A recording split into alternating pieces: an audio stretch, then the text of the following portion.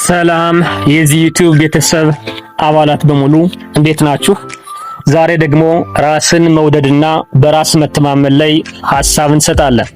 ከቻላችሁ ላይክ፣ ሳብስክራይብ፣ ሼር አድርጉ።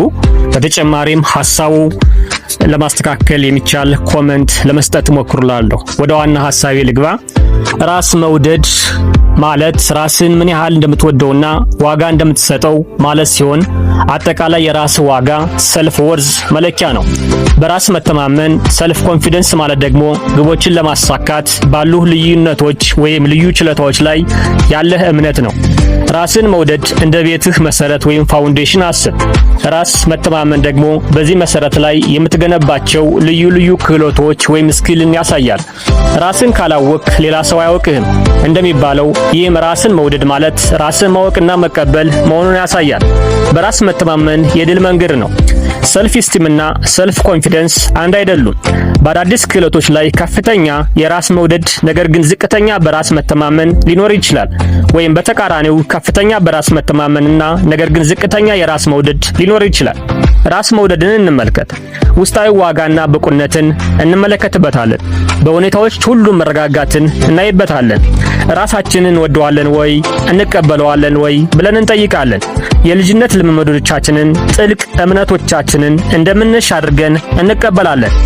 በራስ መተማመን ስንል ደግሞ ውጫዊ ችሎታዎችና ክህሎቶች ላይ እናተኩራለን። የመረጋጋት ጉዳዩ እንደ ሁኔታው ይለዋወጣል። ስኬት ሲኖር መተማመን ከፍ ይላል።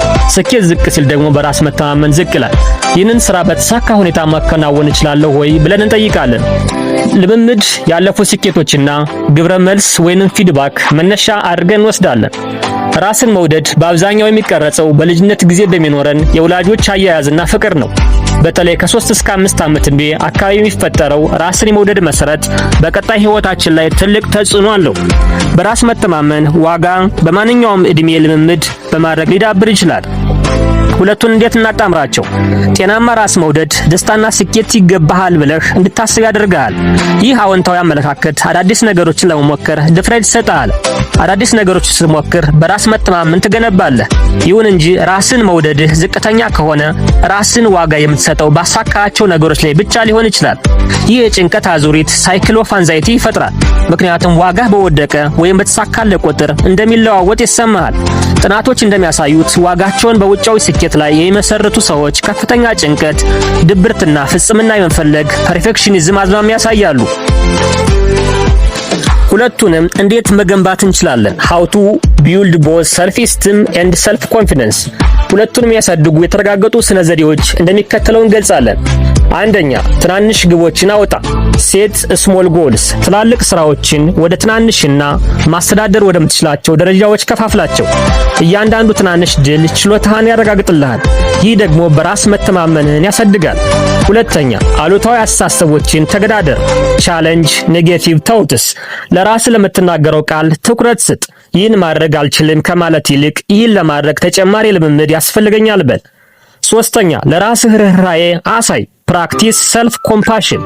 ለጓደኛ እንደምታሳየው አይነት ደግነት ለራስ አድርግ። ስህተት መስራት የተለመደ የመማር አካል መሆኑን ተቀበል። በእርምጃ መንገድ ይታወቃል እንደሚባለው ሁሉ ትንሽ እርምጃ መውሰድ ራሱ ትልቅ ለውጥ ያመጣል። ቀስ በቀስ እንቁላል በእግሩ ይሄዳል የሚለው ትዕግስትንና ቀጣይነት ያለው ጥረት ውጤት እንደሚያመጣም ያስተምራል። ቀጣይ የአንዲትን ሴት ታሪክ እንመልከት።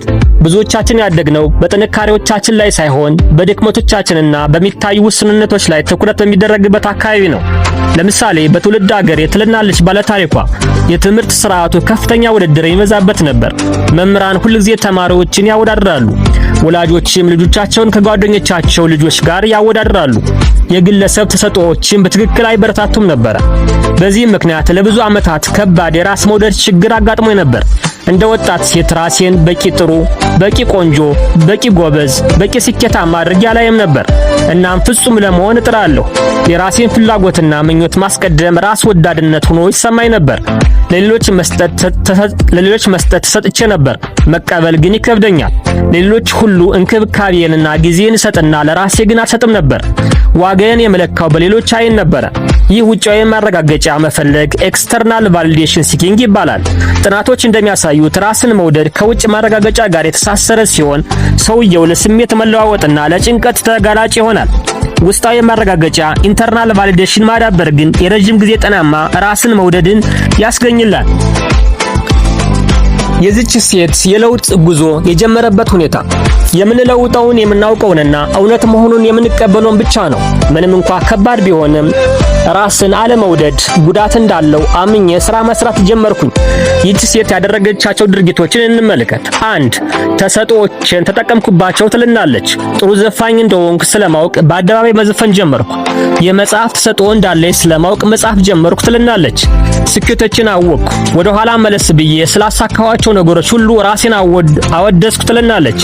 የግል ክህሎቶችን ዘረዘርኩ። የምኮራባቸውን ባህሪያትና ክህሎቶች ዘረዘርኩ። በየቀኑ አንድ አዲስ ነገር ለመጨመር ለራሴ ቃል ገባሁ። ራሴን አጠናሁ። እንደ ስትሬንግዝ ፋይንደር መለኪያዎችን ተጠቀምኩ። እጅግ ሩህሩህ፣ አስተዋይ፣ ቆራጥ፣ ከፍ ያለ ምኞት ያለው፣ ትኩረት የሚሰጥ፣ ታታሪና ቆራጥ እንደሆንኩ ተረዳሁ። ውጤቱስ የራስ መተማመኔ ከፍ አለ። ራሴን በሙሉ በተለየ ብርሃን ማየት ጀመርኩ። ከራሴ ጋር ያለኝ ግንኙነት ተለወጠ። ብቻዬን መሆን አይከብደኝም። የራሴ ምርጥ ጓደኛ ሆንኩ ትልናለች ሴት። ራሱን የማይወድ ሌላውን አይወድም እንደሚባለው ለጤናማ ግንኙነቶች መሰረት መሆኑን ያሳየናል። ከዚህ ሴት የምንማራቸውን ትምህርቶች ለማንሳት እንሞክር። የአንደኛ ራሳችንን ሙሉ በሙሉ መውደድ ራስ ወዳድነት ሳይሆን ግዴታ ነው። ምክንያቱም ሌሎችን ለመውደድ ራሳችንን መውደድ፣ ራሳችንን መፈተሽ፣ ለራሳችን ክብር መስጠት ያስፈልጋልና። ፍጽምና በተፈጥሮ የለም። ፍጽምና ንጹህ ቅዠት ነው፣ የሌለ ተረት ነው። ስለዚህ ፍጹም ለመሆን ከምንጥር ይልቅ ስራችንን በአግባቡ እየሰራን ከስህተቶቻችን እየተማርነ ብንሄድ መልካም ነው። ላለፈው ህይወቴ የወደፊቱን መንገዴን ማበላሸት የለበትም እንበል። ያለፈው ህይወታችን ስህተት ሰርተን ሊሆን ይችላል። ነገር ግን የነገን ማንነታችንን ሊያበላሽብን አይገባም። ከባለፈው ስህተታችን እየተማርነ ነገን መገንባት ይሻላል። ሌላ የተማርነው ከዚህ ሴት ሌሎች ስለኔ ምን ያስባሉ ብሎ መጨነቅ ጊዜ ማባከን ነው።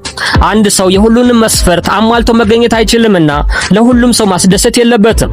ሌላኛው ተጨማሪ የምንማረው ማይሆነውን ነገር አይሆንም ማለት ራስን መንከባከብ ነው። ስለዚህ ማይሆነውን ነገር መለየት፣ ከኛ ባህል፣ ከኛ እምነት፣ ከኛ አስተሳሰብ ጋር የሚሄደውን መለየት፣ ማይሆነውን ደግሞ አይሆንም ማለት አስፈላጊ ነው።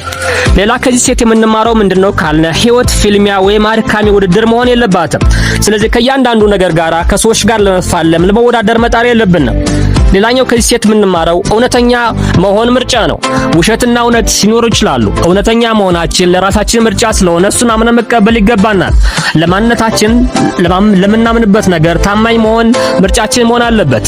ጥናቶች እንደሚያሳዩት ራስን ማወዳደር ሶሻል ኮምፓሪዥን በተለይ በማህበራዊ ሚዲያ ዘመን ለዝቅተኛ ራስን መውደድና ለድብርት ዋነኛ መንስኤ ነው። ራስን ከሌሎች ጋር ማወዳደር ማቆምና ራስን ማሳደግ ሰልፍ ግሮዝ ላይ ማተኮር የስነ ልቦና ጤንነትን በእጅጉ ያሻሽላል። ከዚህ ለሐሳብ እናጠቃልለው። ራስን መውደድ ሰልፍ ስቲም መሰረት ነው። ራስን ምን ያህል እንደምትወደውና ዋጋ እንደምትሰጠው ያሳያል። በራስ መተማመን በዚህ መሰረት ላይ የሚገነባ ሲሆን በልምምድ የሚዳብር ነው። ይህን ሐሳብ በአንድ አረፍተ ነገር እንዝጋው። ራስን አውቀህ ስራ፣ ራስን ወደህ ኑር እላለሁ። ከወዳችሁት ላይክ፣ ሼር፣ ሳብስክራይብ አድርጉ። አመሰግናለሁ።